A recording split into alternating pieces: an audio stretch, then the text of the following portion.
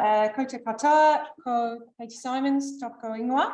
Hello, my name's Katie Symons. It's really great to be here, and I mean, you really don't need to thank me for being here. I have come up from Christchurch, but it's a real honour and a privilege, and I'm really flattered that you wanted to hear about this work that I'm involved in. I work at MB. My job title is Principal Advisor Engineering.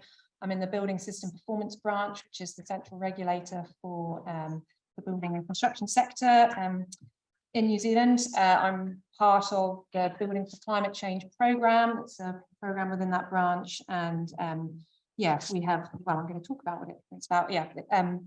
I'm primarily talking about the emissions reduction plan because that's what I heard you wanted to hear about. But I am also going to talk about mitigation. That's mitigation.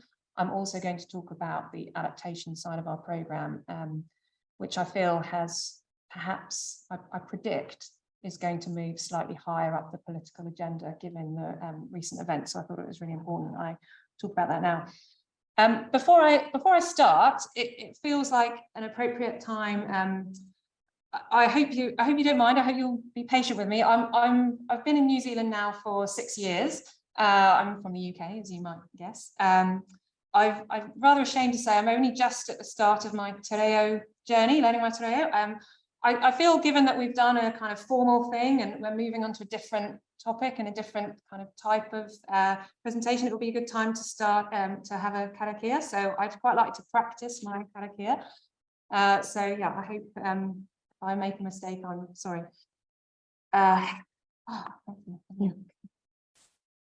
Tuia I runga, tuia I roto, tuia I waho, tuia I roto, tuia te here tangata, ka rongo te po, ka rongo te ao, haumie, huie, taikie. Thank you, and that is a karakia I'm learning at my lesson. It means about joining people all together, connecting with people. It means connecting with people above, which could be a higher being, or could be ministers, or could be with the superior technical expertise in this room. It also means connecting with people below, so with our perhaps people that report to us, people that we're responsible for, our children, connecting with people outside. And for us in MB, I feel that's really important. It's what I call the real world. It's you guys, it's the sector, and perhaps knowledge and expertise that we don't have access to is outside, but also connecting to inside as well, and what we know within ourselves, and building on that. So yeah, bringing us all together. Do we all agree to do that? Yes, we do. Thank you. So you always start to talk on climate change, on why emissions matter. This slide is about why building related emissions matter. So some headline figures there. 15% of our greenhouse gases in Aotearoa, New Zealand, are from the building and construction sector. Different types of emissions, broadly 2 types: emissions from operating, heating, lighting, cooling buildings, but the emissions that are associated with the fabric of the building, the construction materials that are used to make a building over its whole life. So as well as the emissions used to create those materials and products, the emissions that occur when those materials and products are replaced over a building's lifetime, and then also at the end of life, what happens when they're disposed of. Some headline figures there. We can talk a bit about direct emissions and indirect emissions from the building and construction sector. So if you're looking at just direct emissions, and I like to describe it, if you were to put like a balloon over all buildings in New Zealand, the greenhouse gases you capture wouldn't be that much, about 3.3%, because it's basically emissions from on-site burning of fossil fuels. But if you take into account direct emissions, so emissions that have occurred elsewhere, in a cement factory, in a steel factory, or in a power station that generates electricity that's non-renewable, that is then used to heat, cool, light that building. Those indirect emissions are quite a bit higher. That's the 15% that's on the right hand side. But yeah, the 15%, the headline is, in New Zealand, it's there's a big focus on cows and cars, but it's not all cows and cars. There are significant emissions from buildings as well. And I thought quite hard about how to, you know, whether it was appropriate to put pictures up like this, but, you know, I think it's quite important. Talked about why, you know, why do buildings matter, you know, why do we need to think about emissions from buildings? But I think it's really important to think about the impact of climate change on buildings and why emissions do matter to buildings. Yeah, we've already acknowledged the events that have happened over recent weeks. You know, I feel very isolated from it down in the South Island, coming up to Auckland, you know, speaking to people here who have suffered significant disruption, you know, more than just inconvenience, but are fully aware of, you know, the complete devastation that's happened around the East Coast, and kind of feel like, you know, we can't moan about it. But yeah, emissions do matter to buildings, as if this audience needed reminding. So the Building for Climate Change programme, as I said, we've got two kind of goals. We've got emissions reduction, mitigation side, adaptation, you know, making sure our buildings are climate resilient, because even if we stopped emitting all greenhouse gases today, we know that we're going to experience more and more climate related adverse impacts, like we've seen in the last few weeks, more regularly. Our vision is that by 2050, New Zealand's building relating emissions are near zero. It's a bit difficult to define what zero is. So by saying near zero, we kind of pragmatically, we want to say as low as we can possibly get, near zero offset, not contributing to further climate change. But also within that, they provide healthy places to work and live for present and future generations. I think that's particularly relevant when we're talking about operational emissions, because if you don't have that in there, you could say that it's quite easy to reduce operational emissions of a building down to zero. You just don't heat it, don't light it, don't use any energy at all, but it wouldn't be a very pleasant place to live and work. And we already know that quite a lot of particularly housing stock in New Zealand doesn't currently provide that healthy place for its occupants. So we wanted to have that within our vision. So that's the mitigation side of the vision. The adaptation side is, yes, that homes and buildings are resilient to the impacts of climate change, but still meet people's social and cultural needs. This slide is about just outlining the policy landscape and where we within our programme get our kind of mandate, if you like, for doing what we're doing. And it all starts from the Climate Change Zero Carbon Amendment Act, otherwise known as the Zero Carbon Act, that was passed in 2019. That's the kind of headline primary legislation that we get our mandate from. That act, one of the things it did is led to the creation or the formalisation of the Climate Change Commission, He Puarangi. One of their jobs is to provide advice. Their roles is to provide advice to government on how we are going to meet that goal that's set in the Zero Carbon Act, or zero carbon by 2050. Another thing another part of their role is to set carbon budgets. So for the periods going up to 2050, there are budget periods where we have to demonstrate reductions that are setting us on a pathway to zero by 2050. So it's not just, we don't have an excuse for just leaving it all to the last minute. We have to demonstrate that we're on a pathway. And another thing that the Zero Carbon Act did is require government to publish a national emissions reduction plan. And that essentially forms our response to the advice from the Climate Change Commission.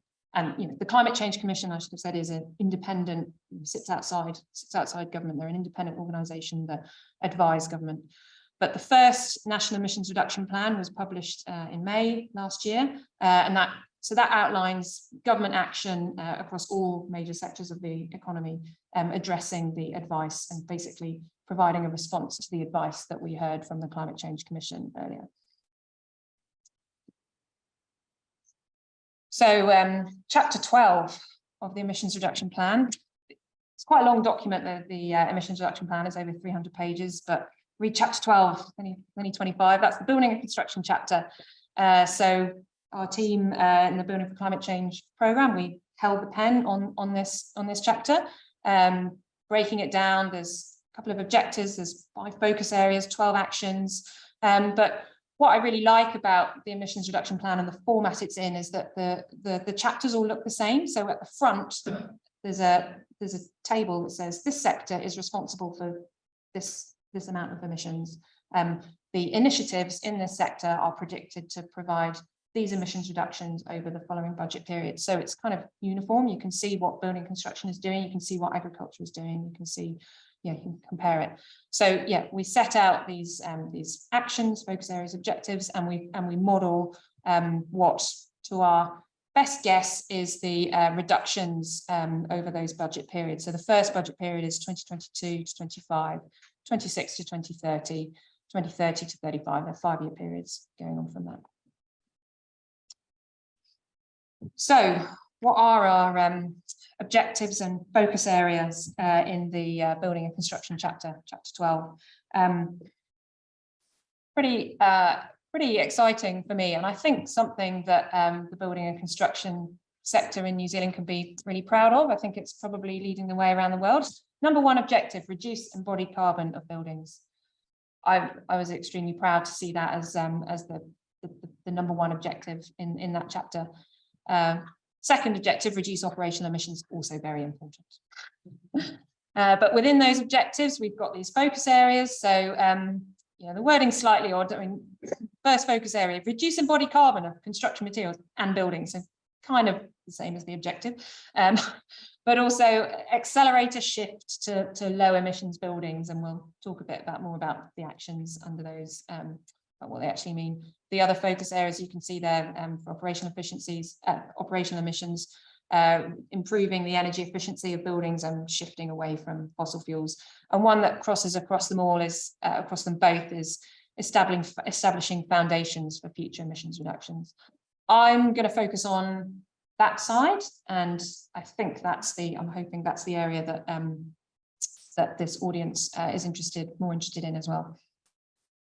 So the actions that sit below those objectives and focus areas, the text gets a bit small here, but breaking it down even further. So the actions under focus area 1, number 1, progress regulatory change to reduce embodied emissions of new buildings.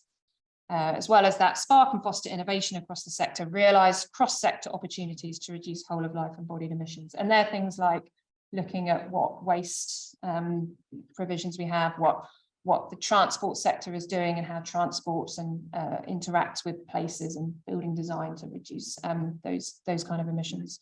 I won't read out all the actions because there's quite a lot of them there, but you can see, accelerate the shift is about sort of growing the market for low carbon emissions, or that second one, actually 12.2.2, using the government's purchasing power to drive market change.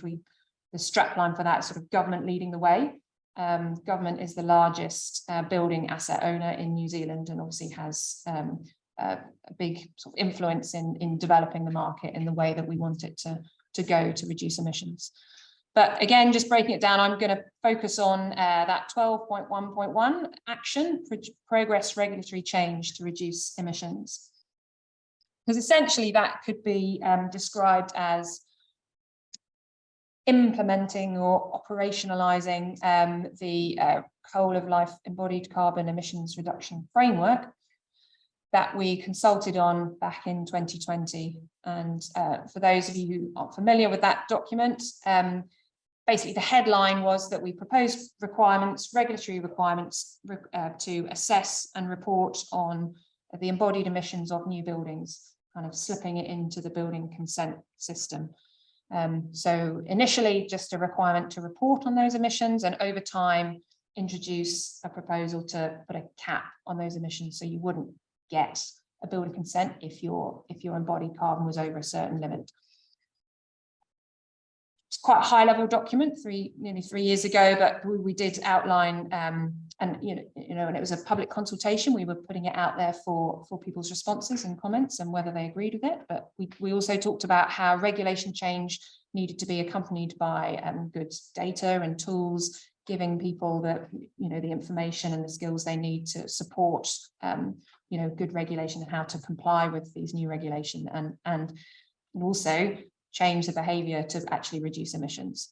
And we also put out there, from the very beginning, we've always kind of had quite high in our mind that it's not something that MB or the government regulator or government can even do on its own. And I was quite sort of surprised when I'd go to talking to people about this framework, and people would say, "Oh, Katie, you've got a really tough job."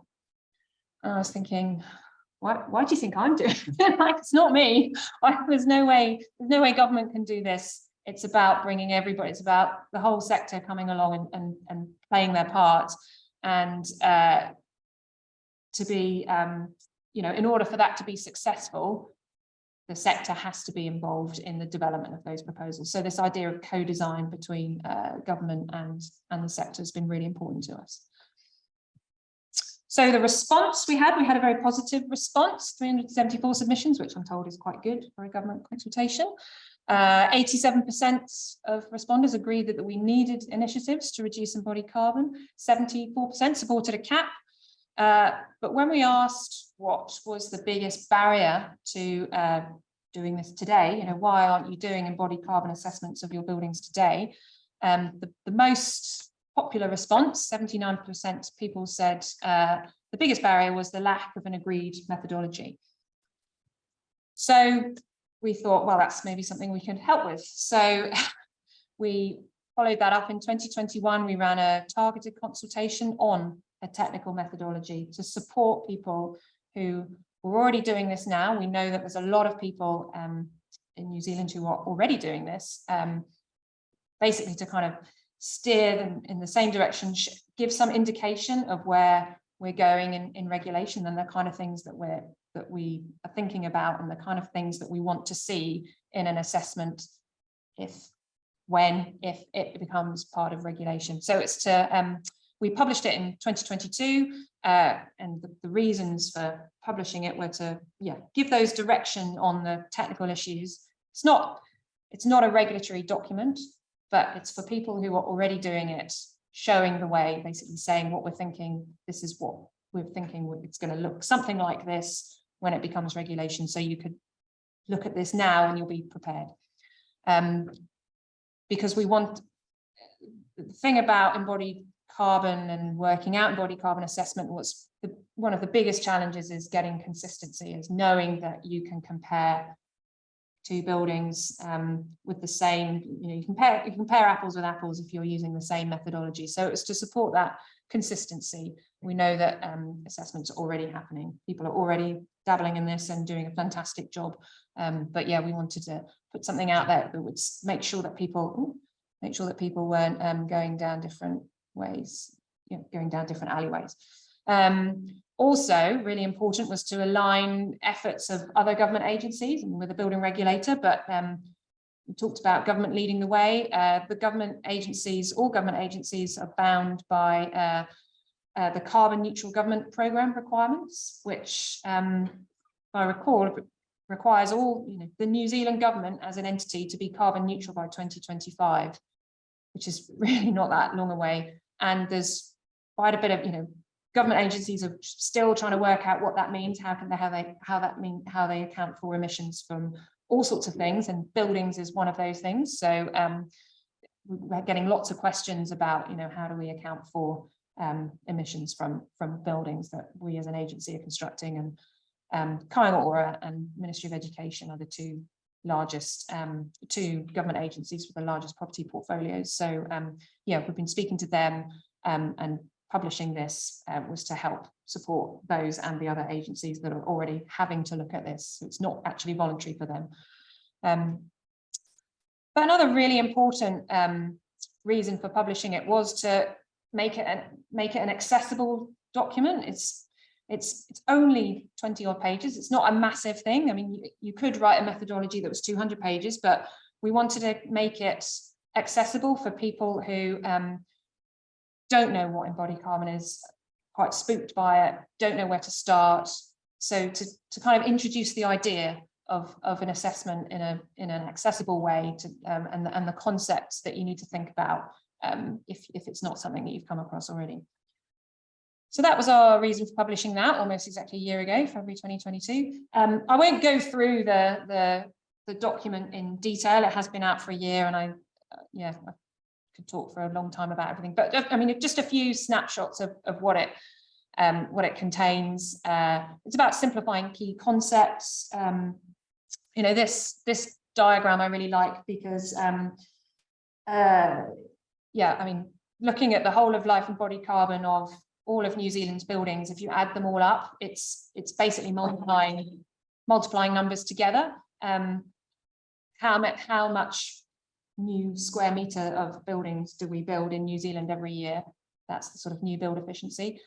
How much material, steel, concrete, timber, but you know, other materials and building products as well, do we use to facilitate the construction of those square metres? So that material efficiency. And then for that amount of material that we use each year, how much carbon is associated with that, the sort of carbon intensity. And quite often people jump to the third number and think about the carbon and you know, how they can reduce that. But actually there's mileage in exploring those first two numbers. And it's also a really useful concept when you're thinking about what are the methods, what things can we do to reduce these emissions. If you're not reducing one of those three numbers, you're not doing it. So you've got to make sure that everything you do is reducing one of those three numbers for your particular building. Because you know, there is complexity. It's complexities in assessing embodied carbon, but I mean the actual sort of methodology is, you know, I did work as a practicing structural engineer in New Zealand for a few years before I started at MB, and the seismic design methods that you guys use, you know, it was pretty pretty mind-blowing for me. This isn't as complicated as that. It's multiplying numbers together and adding them up. The complexity is knowing which numbers and what's the appropriate numbers. That's where the complexity is, but the actual assessment itself is actually quite simple. So another important part of the methodology was clarifying scope, because that's where some of the inconsistencies in assessments of embodied carbon can come in. And so one of the things we wanted to clarify is what life cycle stages are within the scope of an assessment. It's something actually that we switched, we revisited and changed our mind following the framework in 2020. We suggested, even though the framework was called whole of life embodied carbon reduction, we said, look, we know this is quite hard, it's quite complicated, it's going to be new, we need to get the whole sector to do it. We might just make it simple and just stick to those upfront emissions. And if you're not familiar with this kind of framework with these module figures A1 to A5, that's where you report emissions that go into the manufacture and the transport of materials, basically all emissions to do with materials and products in a building up to the day it opens. We said maybe we should just focus on those. It's where we've got best certainty. It's where there's, you know, it's where we've got most control. It's where we can, it's kind of easiest to understand. Those future emissions, you know, what about emissions from maintaining, repairing buildings over its life? What about the end of life? Gosh, that's hard. We have to guess what's going to happen to this building at the end of its life. You know, how long is that life anyway? And then module D, that's more complex. It's like, okay, well, if I'm using this material now and at the end of life, it gets recycled, and so I don't have to use new material that's got embodied carbon with it, then I can take, oh, that's a benefit because I'm using a material that can substitute material further on. Even explaining it's quite complicated. So we, in the framework, we said, let's just focus on emissions today. But the feedback we got was, no, we think it's called a whole of life embodied carbon assessment, and we should be doing whole of life. We should be capturing those benefits or potential disadvantages that might lead to, you know, increased emissions in future. So stick to whole of life. So that's what we've got in the methodology. The scope of the life cycle is to include all life cycle stages. But something we also wanted to clarify is how we kind of we accepted that, but to kind of mitigate the risk of it all appearing too hard and complicated for people who are new to this, said we want to see a clear differentiation between those upfront emissions and emissions from the future. For two reasons, really. We've got better certainty on those upfront emissions, and also those upfront emissions we know are going to happen in the next few years, and we're in the middle of a climate emergency. Going back to our emissions reduction plan, we have to demonstrate how emissions are contributing to emissions budgets in these 5-year budget periods. So we will need to extract that data, make sure we've got a clear distinction between emissions that are going to happen in the near term, between emissions that might happen in the future, and actually we've got much less certainty on them. We don't know when it's going to happen. Yes, it's right, and I think it was a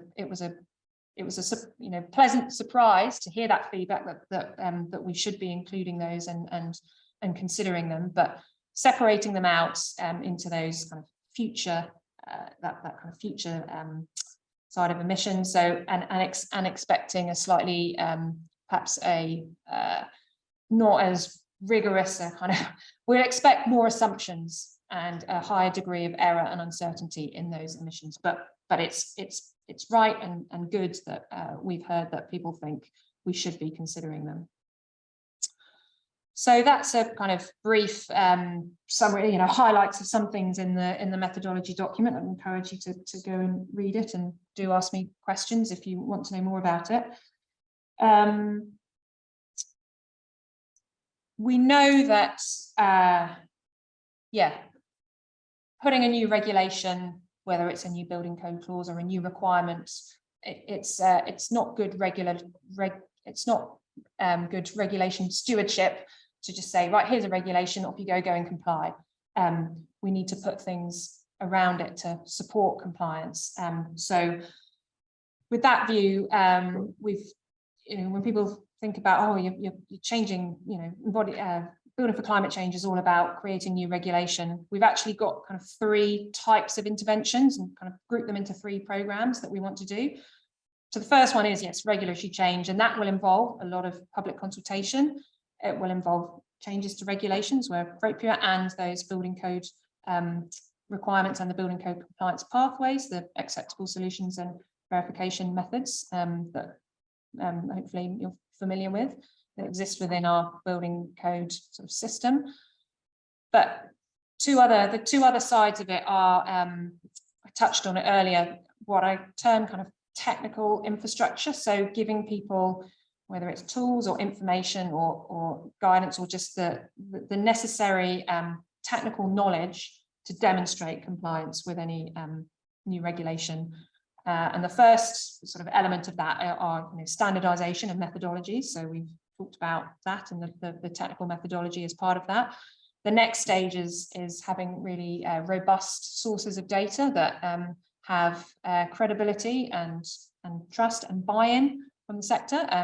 Would be great to get a kind of single source of truth of data for these carbon assessments in New Zealand, and we're working on that. Tools, and I kind of hesitate here for calculating building emissions. So my hesitation is whether there's still a question about whether it's something that MB develops a tool that we say accompanies the regulation, or whether we acknowledge that there's quite a few tools already out there, and a lot of members are developing their own tools, probably better than we could do ourselves. So we should use that kind of initiative. What we just got to make sure is that those tools are fit for purpose, and we don't lose that the comparability and the consistency through use. We need to make sure that if you're using tool A and you're using tool B, and you assess the same building, you're getting about the same answer. Otherwise, it's really tricky to implement a robust regulatory system around that. And the final part of technical infrastructure is this idea of repositories to store, to store the information that comes out of assessments, really for the benefit of knowledge for the rest of the. All right. really to improve kind of carbon literacy of the sector and make sure that people can see, know what good looks like, and also help us. We talked about the initial proposals had an element of introducing a cap on those emissions. The best way to inform us on where an appropriate level for that cap is to have access to robust data on what good looks like and know how to know what an appropriate level to put that cap is at. So that's sort of technical infrastructure side. And the third part is this information and education and kind of how do we actually change behavior. So, you know, regulation is a real, you know, hard stick method of getting people to change what they do. And, you know, how can we actually encourage people to want to change and be motivated to do that? So building carbon literacy is something that, yeah, we're really keen to develop. Understanding those barriers and addressing the barriers to people understand, you know, informing themselves and looking at emissions reduction. Offering practical information and advice for consumers in the sector. And this is something we're working with organisations like CSOC is fantastic for us. And, you know, there's some fantastic initiatives within CSOC that we're really excited and pleased to see and, you know, really keen to support. But also providing those skills, training and guidance for, yeah, we've got to remember that regulation applies not just to, you know, the trailblazers and the people at the top of the profession, the CSOC members, but it applies to everyone, and we're going to have to upskill an entire sector, some of which, yeah, this is completely new. So those two kind of bottoms, they really support that regulation change, and so yeah, we know that we can't do the top one without the other two. Just a bit about that behaviour change I mentioned. We talk about find this quite useful to, you know, to think about this as a sort of social science thing, which is a structural engineer by background, was new to me, but we have a model called COM-B. So what do we want to change?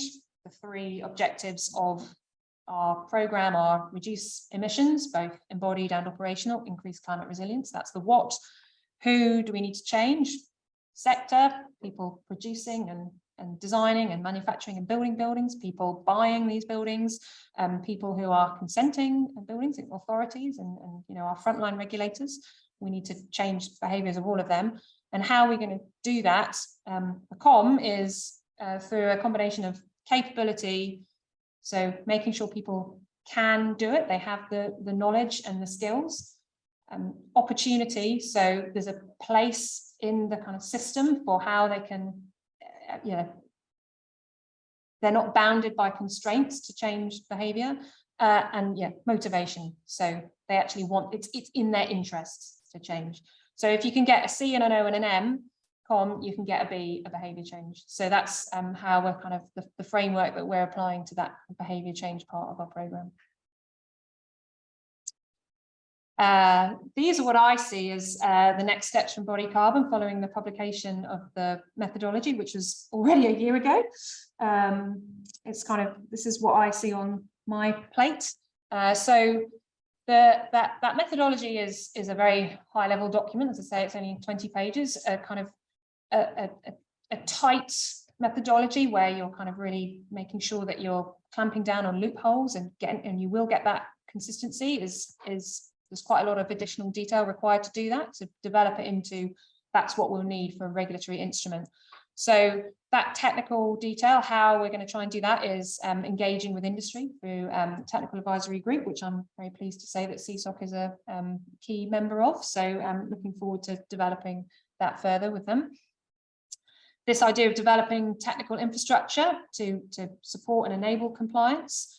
I see that, you know, the three outputs I'd really like to see, although we still need sort of testing, but this national platform and single source of truth for input carbon data, looking at the role that tools play, whether they're existing tools or the potential to design new tools that comply with the methodology, and then that repository place where assessment results are captured, put in a public database, to be used for benchmarking, increasing carbon literacy, knowing what good looks like, and informing the development of CAPs. So there's quite a lot of work to do on that area. We're looking at how we can procure data management services for that kind of data part, and working with existing providers of New Zealand data. And we're actually in a really good position in New Zealand with the work that Brands has been doing for many years, and they've got a really good. We're starting from a really good base with the information that they've got. But there are, of course, non-technical issues to do with regulation that I'm less familiar with, but luckily it's, you know, not just me, and there's a whole program behind me. But, you know, so how do you enforce a new regulation? How do you verify assessments that, you know, verify that they do comply with a new regulation? What are the penalties for not complying? How do you plan the implementation? All those kind of questions that are sort of generic to all kinds of legislation. So we're working through various policy processes, which is basically let's look at some options and assess them against criteria and work out what's the option that best supports our objectives. But public consultation will also be a big part of that, and we're planning to run a consultation on that later this year, so do keep your eyes open for that. But as well as that, that's kind of my view about embodied carbon, what the next big things are from a kind of technical perspective. This is now on our website, a roadmap for our Building for Climate Change program. So it's a bit small here, but there's the link, and I'm sure these slides can be shared afterwards. You can follow the link and you can read it. But, you know, we wanted to have a strategic plan that shows how we were going to get to our vision for 2050, which is there on the right. So yeah, there's quite a lot of information there. You can go and read it, but for ease, I know that, well, I suspect that what this audience is most interested in is that middle row, reducing the whole of life embodied carbon of buildings. So let's explore that a bit more. So 2022, we published a technical methodology for embodied carbon. We're looking to develop building code compliance pathways for embodied carbon requirements, to consult on those compliance pathways in 2025, and then introduce the reporting requirements into regulation by 2024, introduce the regulations by 2025, and then in the next period, 26 to 29, introduce caps that gradually come down over time. If I say that aspirational, that sounds a bit like I don't think they're going to happen, but I think it's a really big step forward that we've put them on there, and I think I can definitely say that those things aren't going to happen before those dates. And you know, going back to the co-design part of the program, it would be great to hear support from the sector if you think those dates are, well, your views on those dates, whether they're too soon, too slow, you know, what you think about those dates, because yeah, they could be subject to change. So I did say I would talk a bit about the adaptation part of the program, kind of what the emissions reduction plan is to mitigation. We have the National Adaptation Plan for adaptation, and government loves TLAs, 3-letter acronyms, so it also works quite well. We've got the ERP and the NAP. So the National Adaptation Plan was published in August last year. Not implying that you can go to sleep. But it was published. The kind of framework for publishing this was responding to climate risks that were identified in the National Climate Change Risk Assessment, and that came out in 2020. Yeah, there are actions in there. I go through them, but again, it's a cross sector. It's the whole of government response, what they're saying we're going to do to improve climate resilience of New Zealand as a whole. So there are actions on homes and buildings to make them climate resilient, meet social and cultural needs, back to our vision. But yeah, include providing guidance, support, future focused research, updating regulatory requirements again. So chapter 7 is the one you want to go to in this document, which is also quite hefty.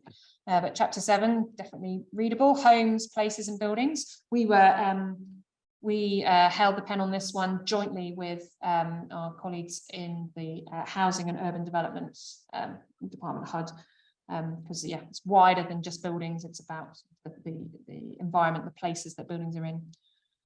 So Similar framework, slightly different words. So there's an outcome here. The headline outcome of this chapter was resilient homes, buildings and places allow us to thrive.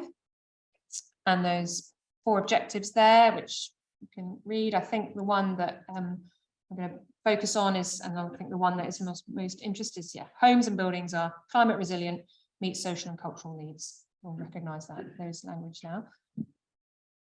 Again, there are some actions associated with those objectives, and the actions that are associated with that first objective, homes and buildings being climate resilient, are: number 1, update regulatory requirements to ensure buildings are designed and constructed to withstand more extreme climate hazards. In the format of the NAP, there's a time frame associated with these actions. So the time frame for this is 2024 to 28. So back in August last year, when this was published, that was the proposed time frame. Again, I wouldn't put money on that being set in stone, given recent events, but the kind of description underneath that action is update forward-looking climate data modelling. Use that to update performance requirements within the building code. Climate hazards that aren't currently in the building code. I think the big one there was wildfires and forest fires. Produce guidance and tools to help people. Again, that being a good regulatory steward, making sure that just by changing the rules, we're also providing ways to help people comply. We need to consider costs, distributional impacts, and also look at regulatory change that could support adaptation for existing buildings. And the question of existing buildings and new buildings could be applied to our whole programme. There's various challenges there. The second action, managing the potential impacts of any regulatory change that we introduce with relation to adaptation. So this again has quite a long time frame, or did have when this was published, but it's looking at vulnerable communities, those living along the coast, those with low incomes. What additional support will they require to adapt their homes and buildings? And we need to monitor the impacts, the effects of those regulatory requirements, and making sure they're not disproportionately affecting certain groups. I call this one hindsight because I saw this. This is direct quote from the National Adaptation Plan, Chapter 7, and I think the key word here is potential. And I think when this was written, it was, this is a potential impact, and it sort of sounded a bit far off. And I think what's happened in the last few weeks is kind of really that potential perhaps needs to be deleted. And I think, as I say, I think the government's approach to climate adaptation is quite fluid, I think I would say at the moment, and could be subject to change. But the numbers there kind of speak for themselves, as if we didn't need enough from the news recently. But $100 billion worth of residential buildings. 1 in 7 people live in areas that are prone to flooding and could experience that devastation that we've just seen. So recap, this is about what does it mean for you, CSOC members. So I'm a proud CSOC member myself, of course, but without making it saying what you should be doing, but what I think we should be doing as CSOC members. We know that when it comes to mitigation, when it comes to embodied carbon emissions, the sub and superstructure of a building account for the majority of a building's embodied carbon. It's where we get the biggest bang for buck. So if any profession is going to have an impact on reducing embodied emissions, it's structural engineers. So get carbon literate, try and understand what the carbon impacts of your designs are. New regulatory requirements are coming. It's on our website, so it's definitely going to happen. Familiarise yourself with the proposals. The technical methodology is out there. It was published for the purpose of upskilling and supporting kind of sector familiarity. Please ask me questions. If it's not hitting the mark, let us know. Remember that requirements for government buildings will be sooner through the Carbon Neutral Government Programme. And the Ministry of Education is a good example of this, the requirements that they've already put in place. And very pleased to say, you know, they've essentially taken the MB methodology and kind of added in more detail and said, this is how we're going to apply this to our school buildings. So yeah, it's really great to see that happening. You know, we are getting this, well, I'd like to think we're succeeding in aligning efforts across government. And on adaptation, we have that climate data that we, MB, are sponsoring work with NIWA to update the climate data that you know, and that will come into structural design standards. Expect that in the medium long term, but I would expect other changes perhaps sooner too, but yeah, they're quite fluid at the moment. But yeah, really the final point I want to make is, you know, the government wants to work collaboratively with the sector. This will only be achieved on a sort of with a co-design approach. So please engage, please tell us, you know, how you want to engage, please. Yeah, it's great, you know, as I said, I'm really chuffed and flattered and honoured to be asked to talk here. So it's great to you know, anticipate that interest, but yeah, please engage with us because we're only going to meet these challenges, we're only going to succeed if we work together on them. And I always like to, hopefully we've got time for a bit of a discussion. So what, you know, like to put out there what you could do for the work that we're doing within MB. What can CSOC members do now? I mean, I'd be really interested to hear if the government could do just one thing to help you reduce emissions in your day-to-day work, what would it be? It's always fascinating to know that. I hear a lot about, you know, we need better data. So, you know, unpacking that a bit. Well, what kind of data for what, you know, how do you use the data you already have access to? And perhaps challenge a bit, you know, that without jumping to that third number, that carbon intensity data, how are you guys going on your material efficiency? Do you already know how much material you use in your building? Do you know what a good materially efficient design building looks like? Because that would be fantastic to know and get throughout the sector to promote best practice. This thing about design life, 50 years, you know, it's in the Building Act, you know, it's bandied around. You know, why are we designing 50 years for a building life? It's way too short. I agree. Hopefully we're all going to be using our buildings for more than 50 years. But if we as the regulator, you know, change that number in the Building Act, what would be, how would you design a building differently if you knew it had to have a design life of 100 years or 500 years even, you know, what would be the difference and what would be the, what would be the impact on emissions? Because we need to know as a regulator what are the changes we could make that would get the biggest bang for buck? And yeah, what kind of, thinking about that combi model, what kind of behaviours in the building and construction sector do you see amongst yourselves that need to change to either reduce emissions or improve climate resilience? And is it a capability or an opportunity or a motivation that's needed or required to change? So a few questions I'll be really pleased to yeah, hear some answers to. Well, we're doing questions in a minute, but there's my sowing the seeds.